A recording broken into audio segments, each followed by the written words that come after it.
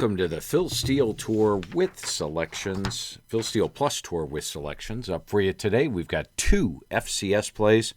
We've also got an additional 2 quick hitters for you, a little bonus. It's a huge weekend this week. There's 65 games, guys, so that's why we're coming up with 9 quick hitters this week. How about that? All right, let's start with these FCS plays.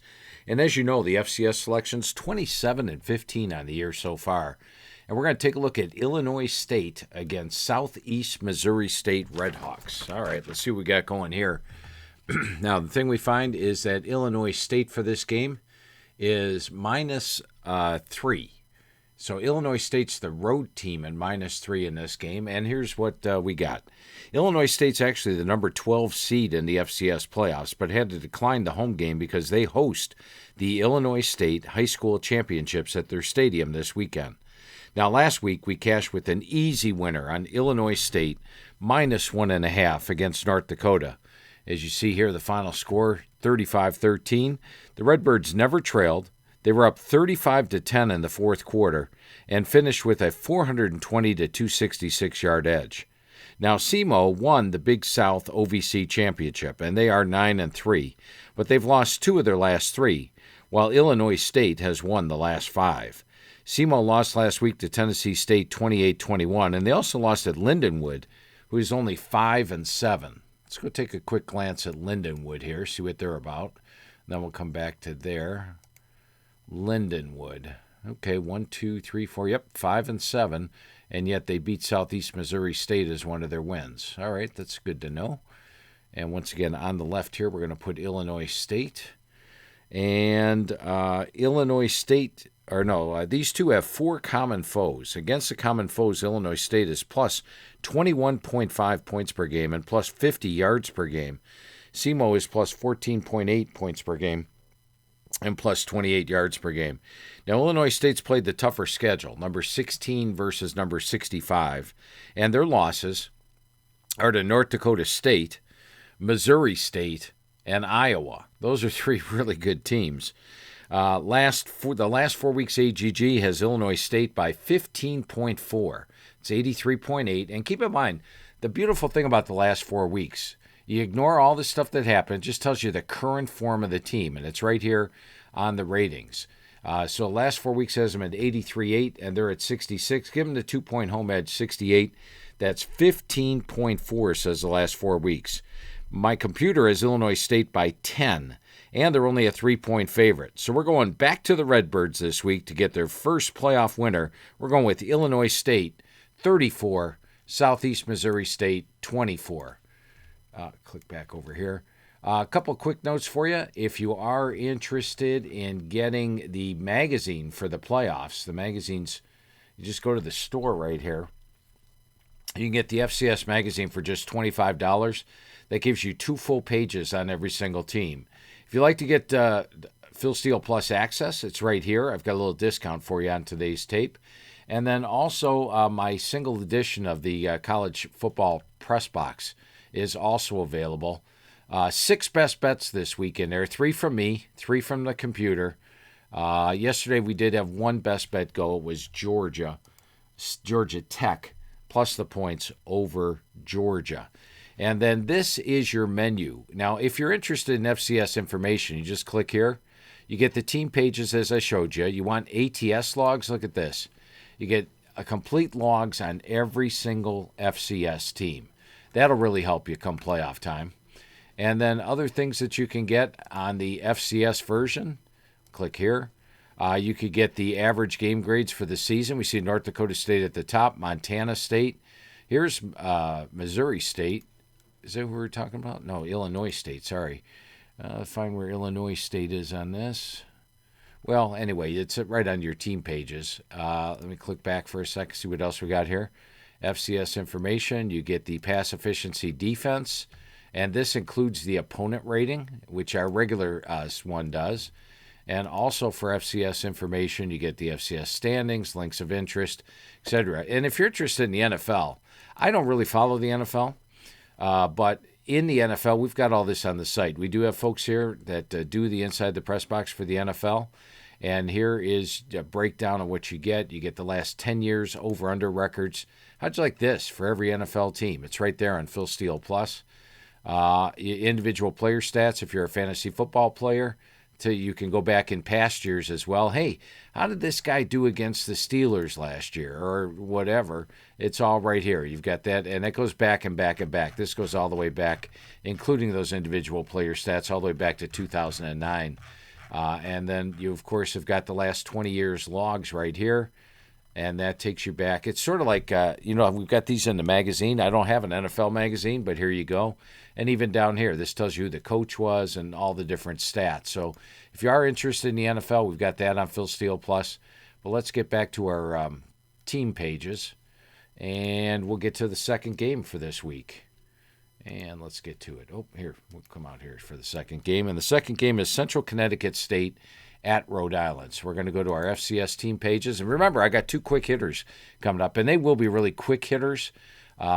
Just a couple of ones I wanted to tuck in because of some stuff I've uncovered the last couple days, or actually just forgot to put on the tape on Friday because there was just so many games. All right, Central Connecticut State's playing Rhode Island. We're going to put Rhode Island here on the right, Central Connecticut State on the left. Now, in this game, Rhode Island is a 15.5-point favorite, but we're actually going with Central Connecticut State. Their nickname is the Blue Devils, and we're going with them plus the 15.5. Now, Rhode Island is 10-2 and laying over 2 touchdowns in their first playoff game since 1985.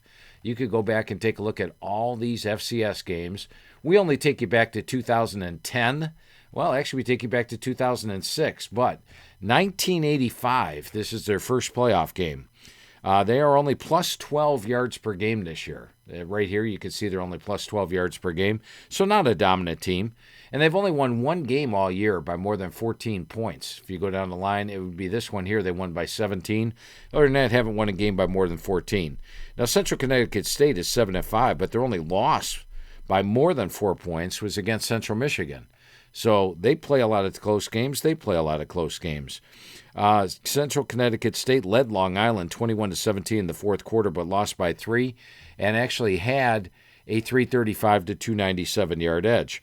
Rhode Island trailed at Long Island. 21-17 in the fourth quarter. 21-14, then scored 2 touchdowns in the last 4 minutes to win by 7. Rhode Island won the CAA partly thanks to a favorable schedule, where they beat the bottom 5 teams of the CAA and only beat one of the top 8 teams. AGG has Rhode Island by 12.5. Central Connecticut State doesn't get blown out. Rhode Island doesn't get distance. So we're taking the points with Central Connecticut State. Call it Rhode Island 31, Central Connecticut State 21. All right, let's go to your menu. We'll go to the team pages here. I got 2 I want you to look at for quick hitters.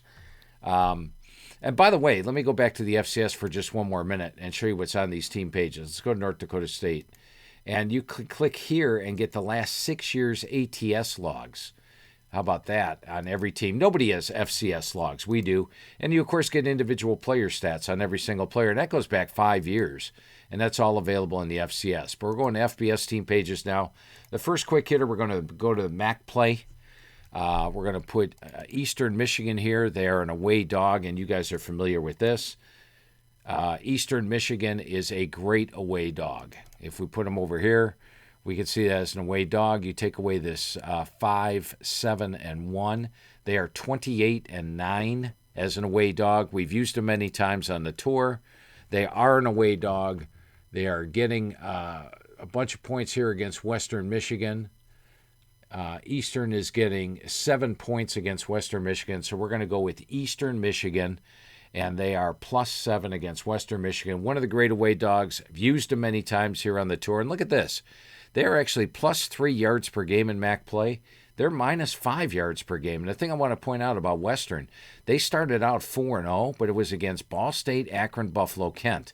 Once they started playing the better teams, they've lost all 3 games.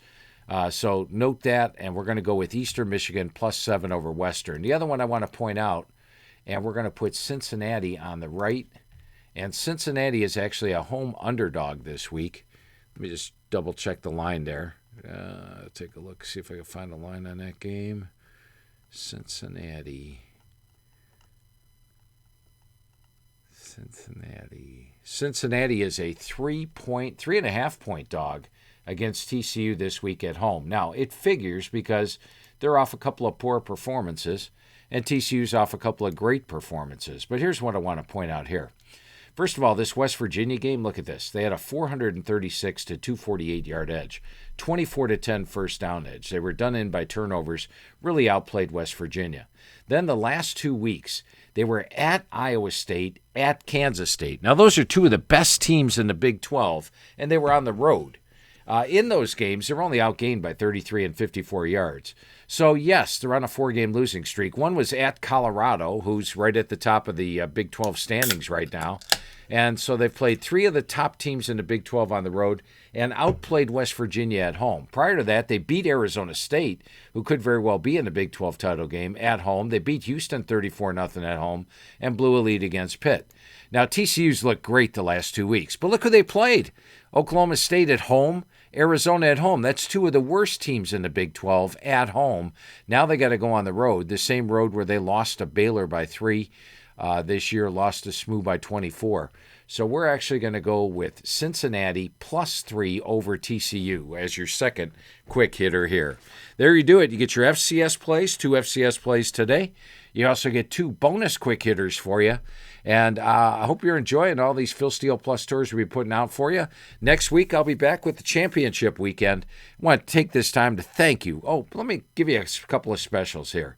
The tour special, if you're still on there, the tour special, we've dropped the price to $69 for Phil Steele Plus for the rest of the year.